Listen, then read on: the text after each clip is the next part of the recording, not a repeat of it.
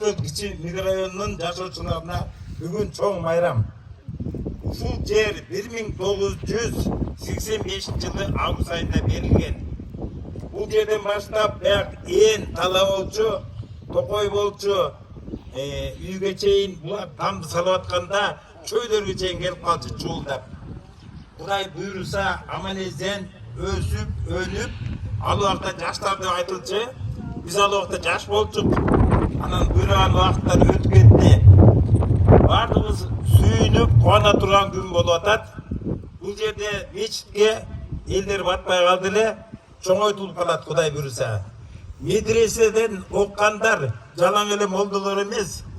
Алар эртеңки юрист, врач, бизнесмен, же айыл чарба жумушчусу ушуларга чейин даяр болсо, мекенди коргогон жигиттерден болсо, анан суу маселеси, урматтуу мэрибиз, бул жерге суу өткөн, тиги көчөдөн өткөн, бияктан өткөн, а бул жерге дополнительный болсо, берди снабжение кылат.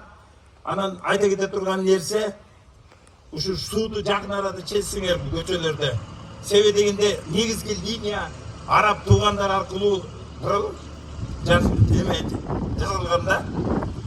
Анан кийин ГЭС боюнча берде 5000 население жашайт. Группа семейник врач, жозо үй бүлөлүк дарыгерлер тобу бул жерге необходимый болчу.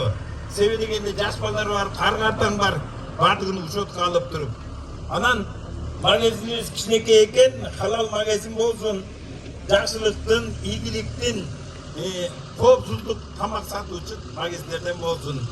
Бардыңарга ийгилик, урматтуу алыстан келген араб туугандарыбыз, облук мамлекеттик администрация, шаардын мэри, алардын Дастан инибиз, депутатыбыз Салим ажы, бардыңарга рахмат. Ийгилик, ден соолукта болгула, аманчылыкта, тынччылыкта мамлекет астыга өсүп, Кудайдан тилип алган уул кыздардын, неберелердин, чөйрөлөрдүн ийгилигин, жакшылыгын бек учурун көрөлү. Бардыңарга рахмат.